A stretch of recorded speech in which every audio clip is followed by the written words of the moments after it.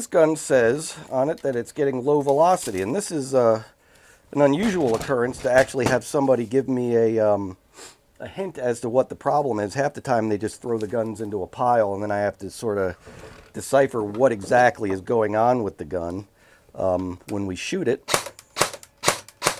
nothing immediately sounds wrong about it, but we're going to go ahead and get into here and see what exactly is the problem. So we'll just start by disassembling the gun. You can follow along, and I figured it out already. If you see this here, you know what the problem is? The gearbox is split. I'd be curious to see, is this a 1.0 or a 2.0 gearbox? The newer gearboxes were reinforced to eliminate a lot of these problems. I'm just kind of interested to see what we're dealing with here, so let's go ahead and get into there. In the old days when the G&Gs first came out, this was a super normal occurrence, was for the gearboxes to split in that fashion.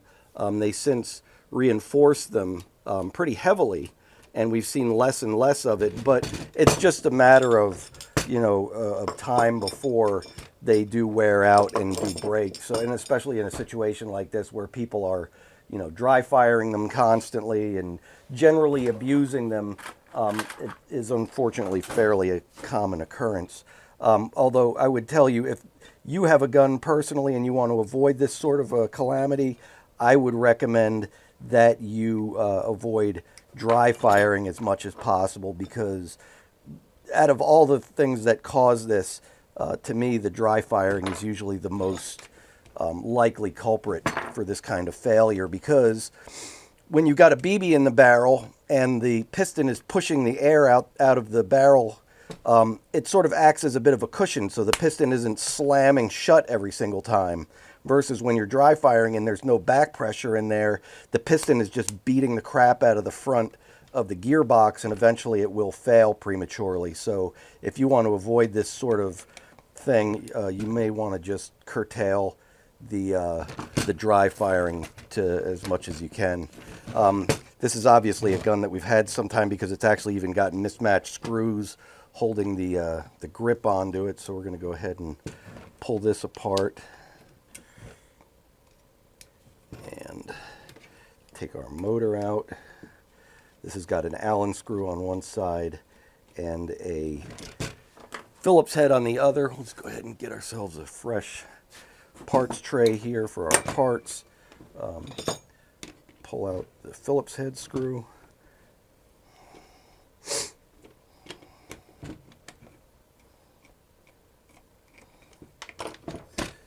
That's that. With this style of guns, this style of motor plate, there's a central screw that presses on the motor to adjust the height of it.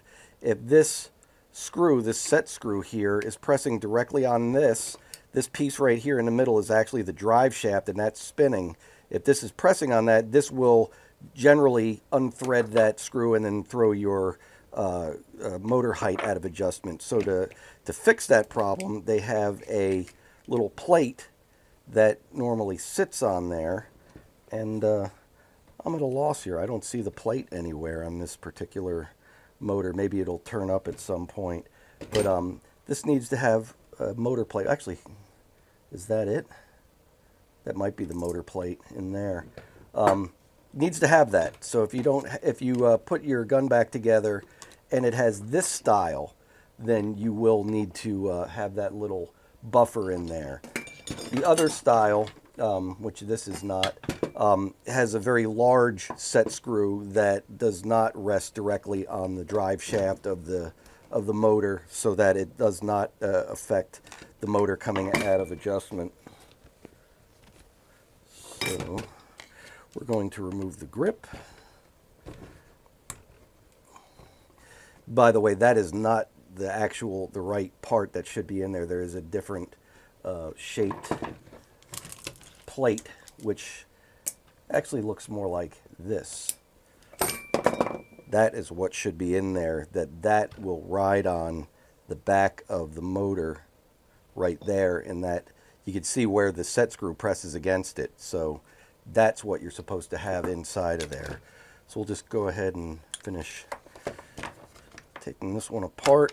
The G&G's, the rear body pin is not captured, so it just pops all the way out. We're going to go ahead and take out the magazine catch. We just need a small Phillips for that. And if you've seen any of the videos, you know that I like to just roughly reassemble these because these have a tendency to come apart and then get lost. So it's always a good idea to try to keep all those parts together. In fact, here's a little part here that I don't know what that came off of, but it's always good to have free parts. There is also what's called a Flora pin right there. That holds the gearbox in place. We need to drive that out. Sometimes you can just get it started with the end of a screwdriver and then pull it out. You can see it's got a knurled end on it.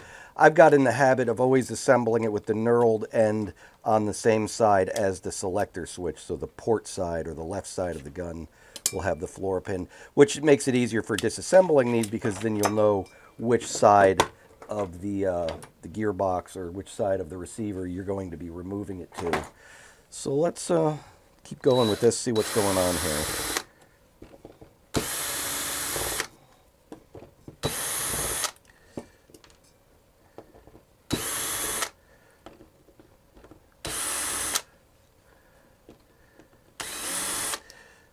And these are something that I always save, is every part of the gearbox are always good for spare parts. So whenever I can get my hands on a few extra spare parts, we got gearbox screws here. We'll just save them.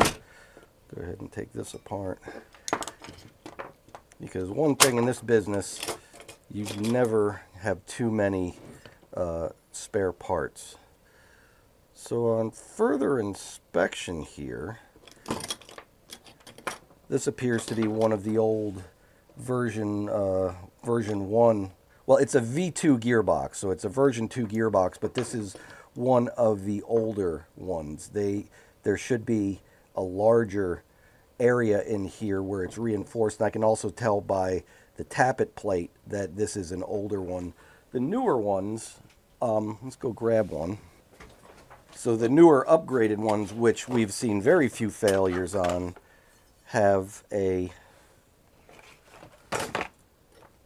let's see, it's more evident in the front area here. So if we look at this, and we look at this, this is the upgraded version. If you look at this section here, you see how this is beefier, and you see how this is just flat across.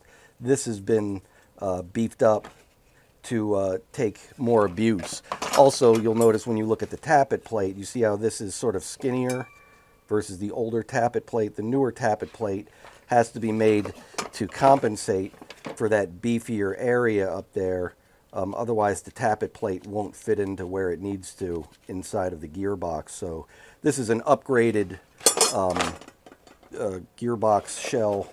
This is an older gearbox shell, which explains pretty well why exactly this particular gun failed. So what I'm going to do to save time is I'm just going to put all the parts in a bin, and I'll just sort them all out later. So we've got the gears, we've got the trigger switch seems to be in pretty good shape, although I don't think I'd ever put a used trigger switch into a used trigger switch into a new gun.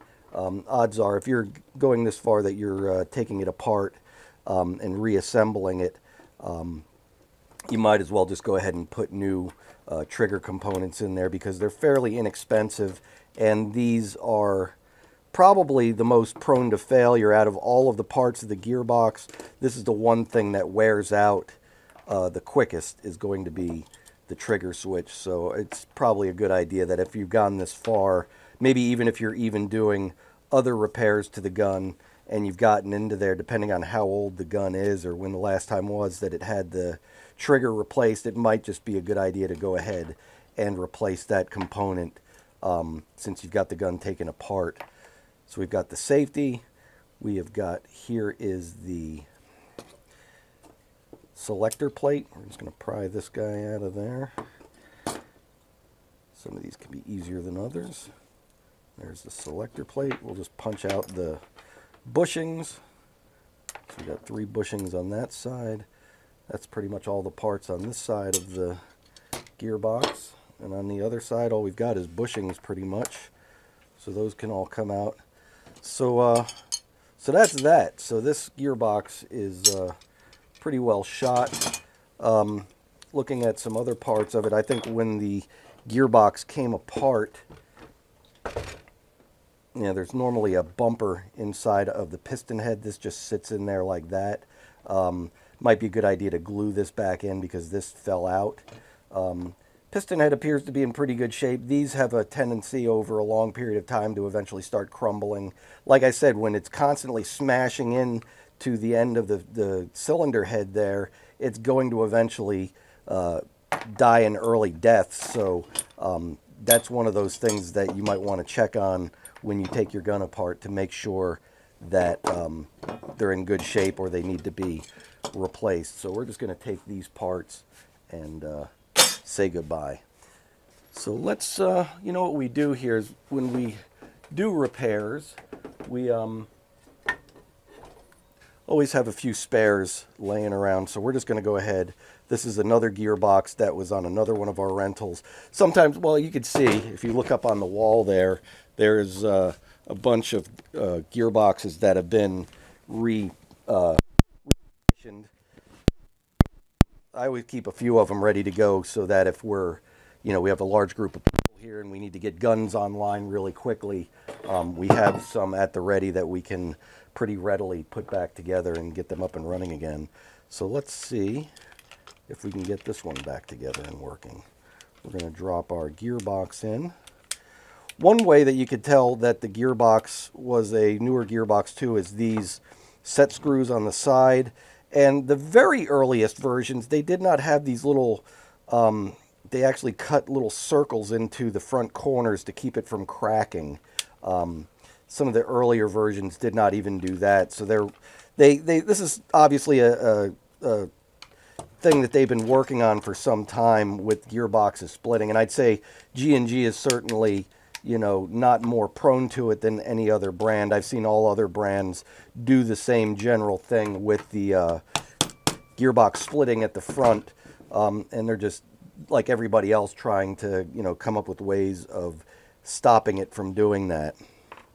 So as you can see, I've got our pins in first. I generally like to put the pins in before I do anything else because I'm going to actually hold off on putting the mag catch in there. I generally like to put these in first because once you start tightening screws on the grip and on other parts, it starts shifting the gearbox around inside of the receiver. So for the sake of making this an easier reassembly, we're going to go ahead and do the pins first, put our wires in.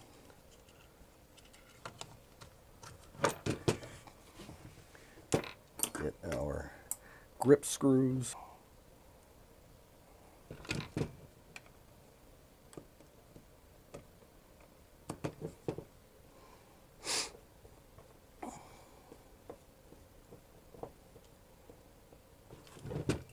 And you get a lot of people out there in the world today that are talking about, recycling and not throwing stuff out. I'd say this is one of those businesses where we freaking recycle every last thing that we can as far as the parts go to these airsoft guns, because otherwise if you're buying a new gun every time something breaks on them, you're going to be spending a heck of a lot of money.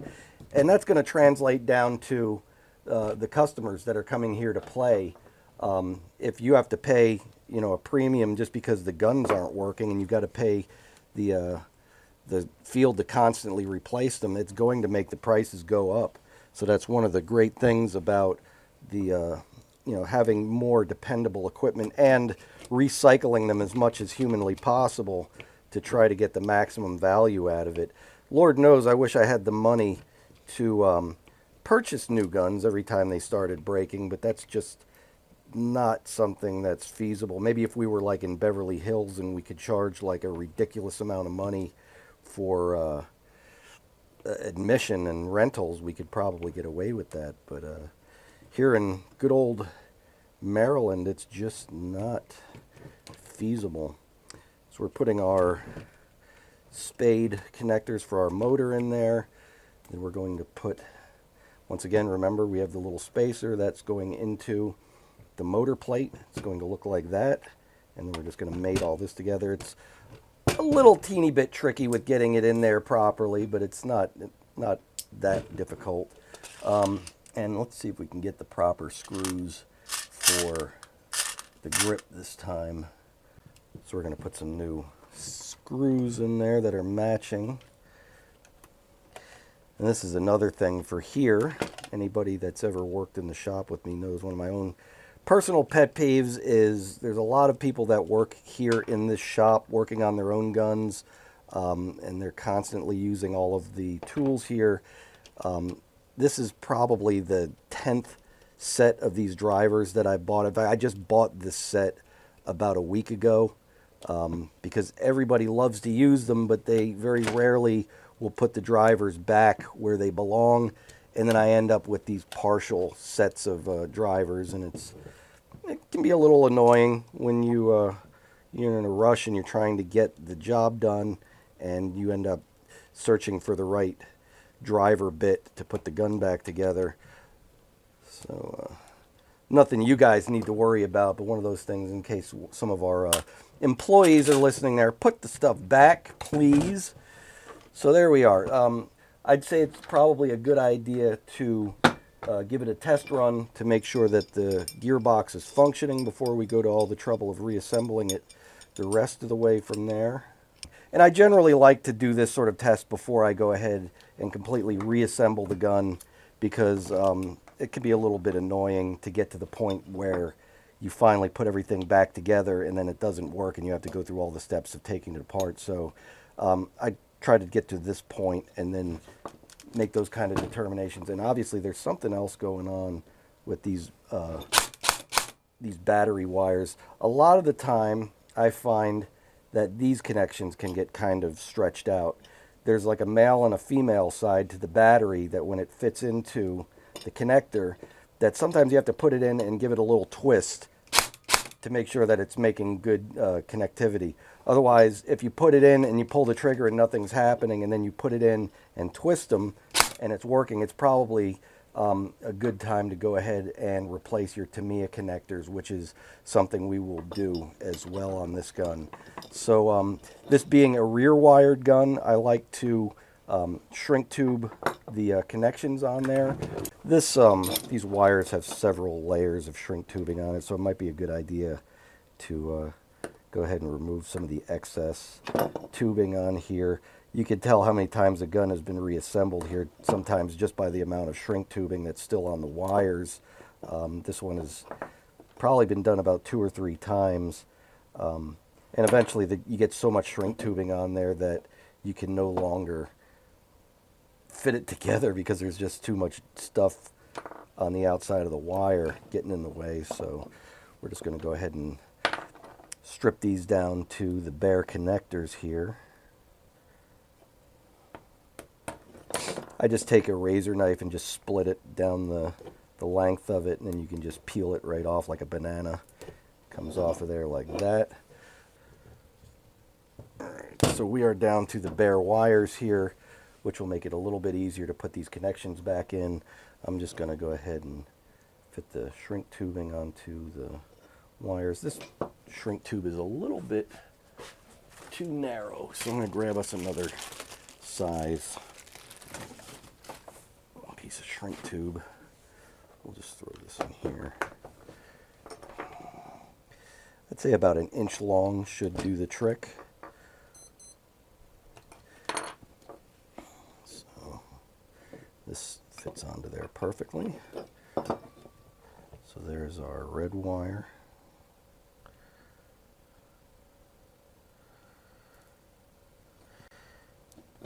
No, I don't have polio. It's just one of those days where my aim does not seem that good. And let's get the other wire on there.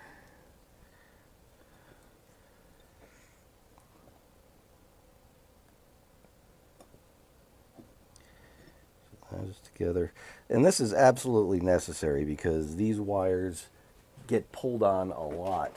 If they're, I almost am of the opinion to go ahead and permanently solder these connections on sometimes, although that would make working on it harder. But it's like these wires getting separated is more common than just about any other problem that we've seen here. And since we're going to go ahead and replace the Tamiya connectors, let's just go ahead and do that right now. So you know what I'm going to do is I'm just going to go ahead and cut off the old,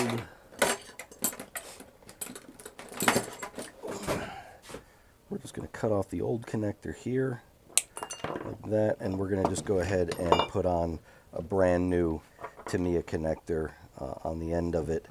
So let's just go ahead and do this, and we're also going to run this through here.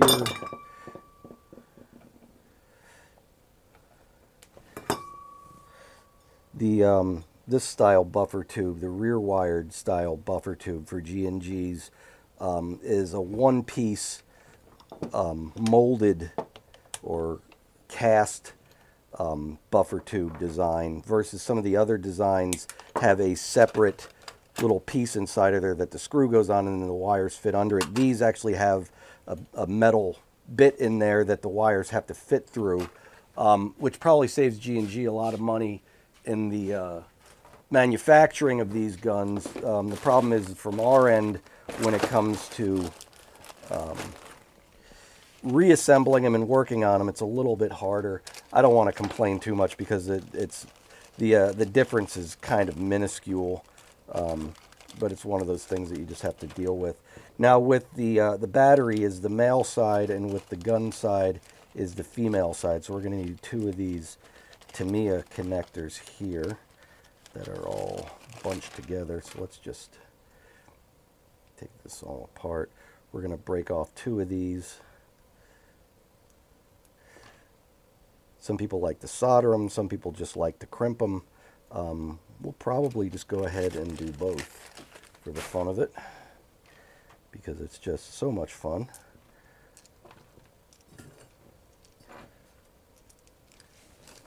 Put all those in there. We don't need this anymore. This can go away. All right, so how do you do it? Well, you need a way of stripping the wires. I'm a big fan of the grasshopper. It's a tool like this that you just simply put the wire into it, and then it just strips the sheathing off of it. Very easy to do, as long as you have it in the correct slot. Don't need a lot taken off, maybe about 1/8 of an inch or so. I'm just going to twist it down so it stays nice and neat. And then we're going to fit this into the Tamiya connectors. You can see the connector, it's got these little wings on it. The wire is going to fit into the wings like that. And what I'm going to do is I'm going to manually bend those little crimps over the wire, so it looks like that.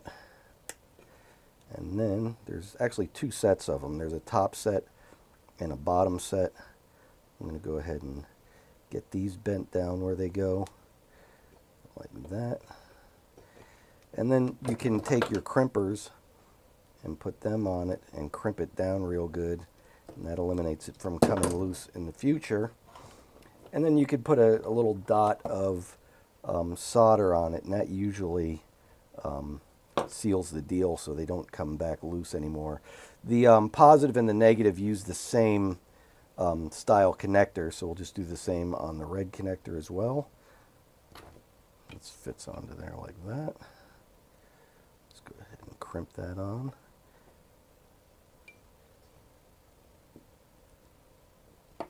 See, that is crimped on, and then you put the lower ones on here.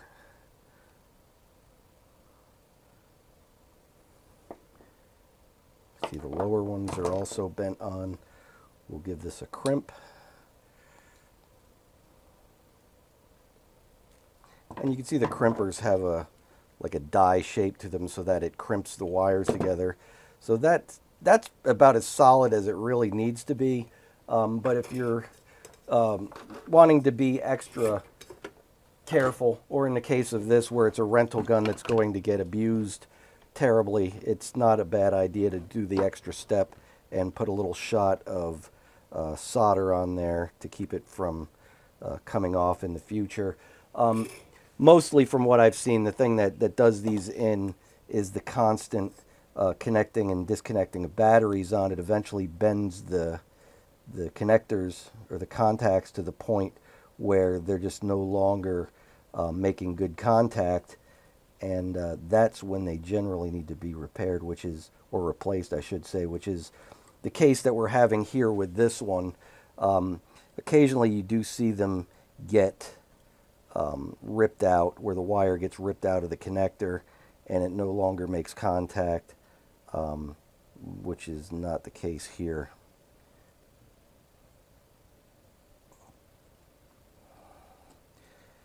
So that is soldered on. And then when you look at the battery, you can see there's a square side and a round side. The round side is the red, the square side is the black. So when you take your connector for this, the round side, once again, is the red. So the round is this side. This goes on here. And then the black goes on the opposite side. Just goes in until it sort of clicks. There's little wings that stick out that grab this connector here and allow it to stay in place. And then you can see we've got good contact and no more problem with the gun not firing. So from this point, we're going to go ahead and reassemble this. Get the screw down in there. These have fairly short buffer tubes, so you can use a standard screwdriver to reassemble these. I've seen other brands where the screw is so far in that you need to have a special long screwdriver in order to get it in there to tighten it down. These are pretty straightforward. Get it in there, get it nice and tight, make sure you don't have any play in it. So that is done. At this point we can go ahead and put our mag catch back in.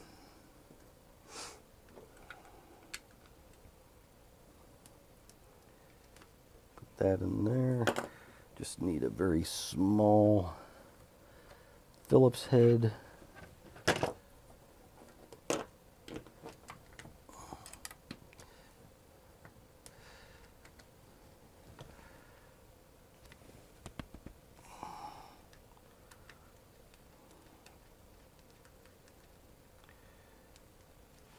Phillips head back in there. So on the G&Gs, the bolt catch is just a thing that slots into there, so that's really just a aesthetic thing. So from this point we can just go ahead and finish putting it back together. Upper receiver just slides on, put the pin in, put our stock back on, give it another test.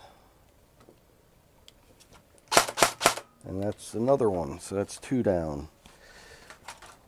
All right.